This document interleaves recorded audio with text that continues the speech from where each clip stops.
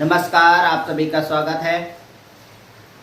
अर्धवार्षिक समसामयिक घटनाएं जनवरी 2022 से जून 2022 के बीच पिछले 6 महीने का करंट अफेयर हम लोग पढ़ रहे हैं।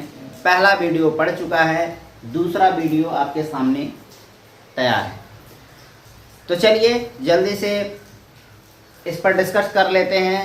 और अगर आप चैनल पर नए हैं तो चैनल को ज़रूर सब्सक्राइब कर लें। इस चैनल को आगे बढ़ाएं, आप लोगों का कर्तव्य है।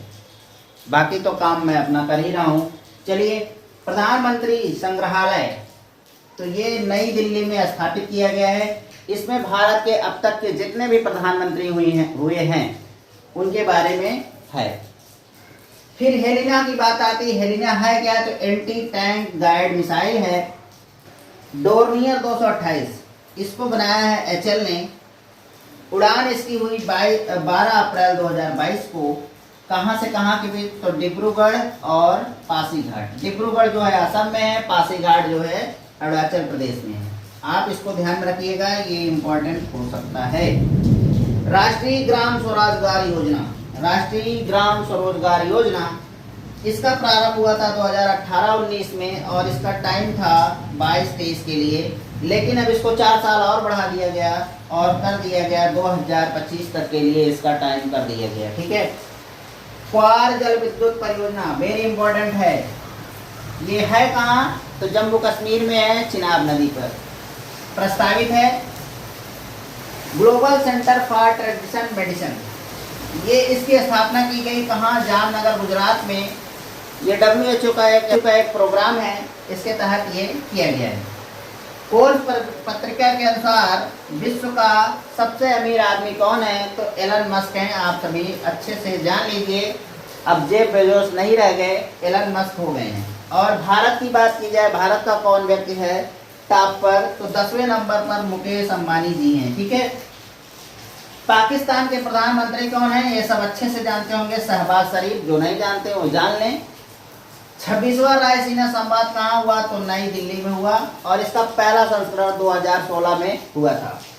फ्रांस के राष्ट्रपति कौन है? तो एमेन्युअल मैक्रो हैं। इनका दूसरा कार्यकाल है, अभी हाल ही में इन्होंने दूसरा कार्यकाल प्राप्त किया।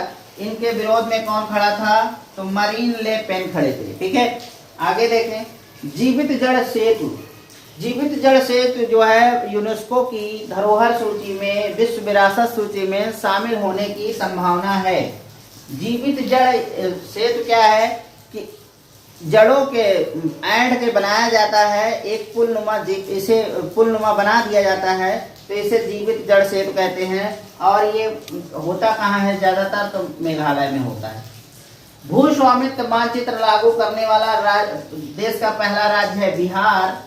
डिजिटल बस टिकट जारी करने वाला पहला राज्य है देश का तो महाराष्ट्र। देश का शीर्ष सब्जी उत्पादक राज्य कौन बना है? तो उत्तर प्रदेश बना है। उत्तर प्रदेश वालों के लिए वेरी इंपॉर्टेंट क्वेश्चन है। Tree cities of the world 2021 के अनुसार भारत के 2 राज्य शामिल किए गए हैं, मुंबई और हैदराबाद। संस्था का नाम क्या है जिसने ये दिया है भारत को पुरस्कार?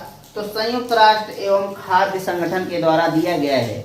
जंगली जानवरों को कानूनी अधिकार देने वाला पहला देश बना है इक्वाडोर। चलिए, किसी के तो दिल में कुछ आया जानवरों के लिए। यूनिवर्सिटी रैंक, टॉप 100 यूनिवर्सिटी में IIT बॉम्बे और IIT दिल्ली शामिल किया गया है भारत का। और ऑर्गेनाइजेशन कौन था ये रैंक जारी करने वाला था? क्वाक्वेरली साइमंड्स। MS-60 क्या है? तो ये रोमियो हेलीकॉप्टर है जिसको भारत ने अमेरिका से खरीदा है। कचरा से बनने वाली बिजली, कचरा से बनने वाली बिजली जो है और इससे वाहन चार्जिंग के लिए पहला स्टेशन बनाया गया मुंबई में। ये भारत का पहला ऐसा राज्य है जो कचरे से बिजली को बनाएगा और इससे वाहन को, इलेक्ट्रिक वाहन को चार्ज करेगा। वैक्यूम सीवर तकनीक जो है प्रथम शहर बना है आगरा, उत्तर प्रदेश। वैक्यूम सीवर तकनीक को इस्तेमाल करने वाला आगरा पहला शहर बना है।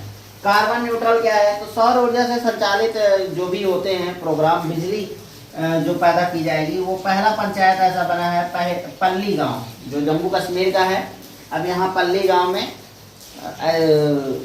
सौर ऊर्जा से ही बिजली मिलेगी। ठीक है। देश का पहला ग्रीन फील्ड अनाज आधारित एथेनॉल संयंत्र जो है पूर्णिया विश्व का सबसे ऊंचा मौसम स्टेशन कहाँ बनाया गया? तो माउंट एवरेस्ट पर बनाया गया। भारत का पहला अमृत सरोवर कहाँ बनाया गया? तो पटवई ग्राम पंचायत में, जो रामपुर में है, और रामपुर उत्तर प्रदेश में है। राष्ट्रीय साइबर फोरेंसिक लैब कहाँ स्थापित किया गया? पहला है ये तो हैदराबाद में। कांच का पुल, विश्व का सबसे ऊंचा कांच का पुल बनाया गया है वियतनाम में। कुरिल द्वीप क्या है? कुरिल द्वीप आपके पेपर में आ सकता है, इंपॉर्टेंट है। ये रूस और जापान के बीच विवादों का जड़ है, ठीक है।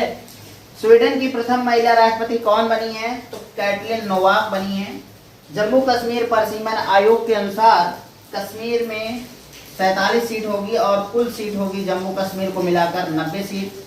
किंजल क्या है, जो अभी बहुत न्यूज में था? तो किंजल है हाइपरसोनिक मिसाइल, और ये किस देश की है? तो रूस की है, ठीक है। भारत देश में फल उत्पादन में प्रथम स्थान आंध्र प्रदेश का है, और ये टाइम है 2021-22 के अंतर्गत सबसे ज्यादा फल उत्पादन आंध्र प्रदेश ने किया है। त्रिपुरा के नए मुख्यमंत्री कौन हैं? तो माणिक साहा जी बनाए गए हैं। वर्तमान में देश में कुल कितने अभयारण्य हैं? तो 52 अभयारण्य है वर्तमान में। ये इंपॉर्टेंट है, पूछा जा सकता है। रामगढ़ विषधारी अभयारण्य जो राजस्थान में है, यही 52वां अभयारण्य माना गया है। फोर्स पत्रिका के अनुसार 2022 में सर्वाधिक कमाने वाला खिलाड़ी कौन रहा? तो लियोन मेसी फुटबॉलर हैं, ये $130 मिलियन इन्होंने कमाया। फोर्स पत्रिका जो है अमेरिका से प्रकाशित होती है। क्वाड शिखर सम्मेलन 2022 कहाँ हुआ? तो टोक्यो में हुआ। टोक्यो कहाँ पर है? ये मैं आपसे कमेंट में आंसर चाहूंगा इसका। एवरेस्ट पर सर्वाधिक चढ़ने वाली महिला कामी रीता शेरपा जी हैं। कुल 26 बार इन्होंने चढ़ा है, और पहली बार इन्होंने 13 मई 1994 में चढ़ा था। एवरेस्ट पर पहली बार चढ़ने वाले भारतीय दंपत्ति कौन है?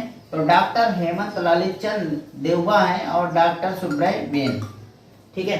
रॉयल गोल्ड मेडल 2022 ये ब्रिटेन देता है इसके लिए, और ये पाए हैं बालकृष्ण दोषी जी, इंपॉर्टेंट है भाई।